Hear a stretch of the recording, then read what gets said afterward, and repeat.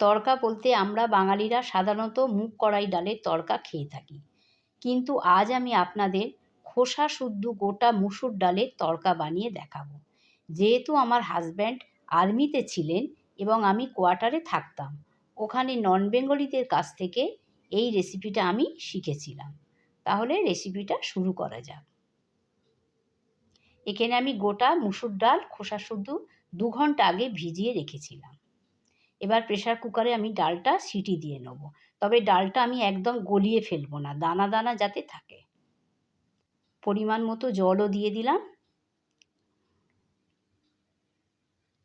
এবার প্রেসার কুকারের ঢাকনা বন্ধ করে 2টো সিটি মেরে নিলাম। কড়াতে সর্ষের তেল দিয়ে দিলাম। এবার এইভাবে ডুমো ডুমো করে আলু আমি কেটে রেখেছিলাম, আলুগুলো আমি একটু লাল লাল করে ভেজে নিলাম। আলু ভাজা হয়ে গেছে, আলুগুলো আমি তেল থেকে সব উঠিয়ে নিলাম। গোটা জিরে তেজপাতা আমি ফোড়নে দিলাম, আর কিছু ফোড়নে আমি দিলাম না। এবার পেঁয়াজ কুচি এর মধ্যে দিয়ে দিলাম। পেঁয়াজটা আমি একটু লাল লাল করে ভেজে নেব।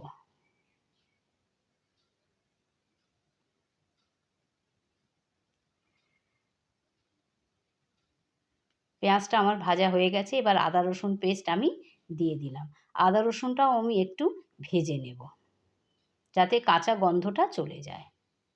এবার টমেটো কুচি আমি এর মধ্যে দিয়ে দিলাম, নুন দিয়ে দিলাম, টমেটোটা যাতে তাড়াতাড়ি গলে যায়। টমেটোটা খুব ভালো করে মিশিয়ে নিলাম। এবার হলুদ গুঁড়ো দিয়ে দিলাম, লঙ্কার গুঁড়ো, জিরের গুঁড়ো, ধনের গুঁড়ো, গরম মশলার গুঁড়ো দিয়ে দিলাম। মশলাটা কষিয়ে নেব।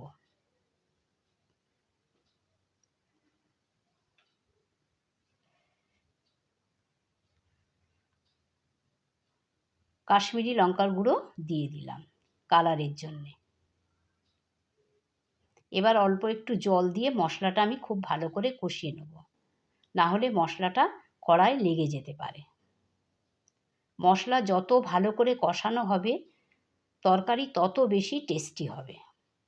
এবার যে ডালটা সেদ্ধ করে রেখেছিলাম সেটা আমি দিয়ে দিলাম।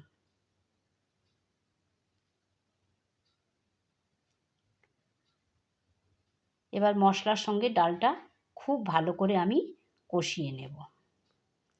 ডালটা ঠিক এই রকমই গোটা গোটা রাখতে হবে, গলে গেলে কিন্তু রেসিপিটা খেতে ভালো হবে না। পুরো মশলার সঙ্গে মিশিয়ে নিতে হবে। অনবরত খুন্তি চালাতে হবে। এবার যে আলুগুলো আমি ভেজে রেখেছিলাম সেগুলোও আমি এর মধ্যে দিয়ে দিলাম, দিয়ে আবারও খুব ভালো করে কষিয়ে নিতে হবে। অবশ্যই গ্যাসের ফ্লেমটা লোতে রাখতে হবে, না হলে কড়াতে লেগে যেতে পারে। এবার আমি অল্প জল দিয়ে দিলাম, বেশি জল আমি দেব না, কারণ আলু আমার ভাজা আছে, ডালটাও আমার সিদ্ধ করা আছে।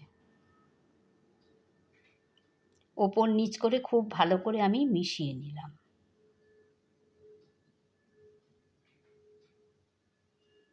দেখুন কত সুন্দর কালারটা এসেছে।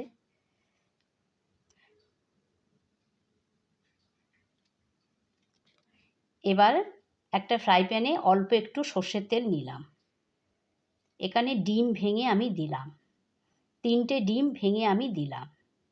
অল্প একটু নুন দিলাম, দিয়ে ডিমটা আমি পুরো ঝুরি করে নেব।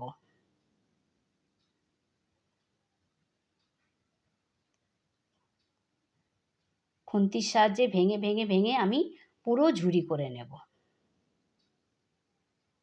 এইবার ওই ঝুরিটা আমি ডালের মধ্যে দিয়ে দেব। এবার ধনেপাতা, এই ধনেপাতাটা কিন্তু আমার গাছের, আমি ধনেপাতা কুচি এর মধ্যে দিয়ে দিলাম। সবশেষে একটু ঘি দিয়ে দিলাম।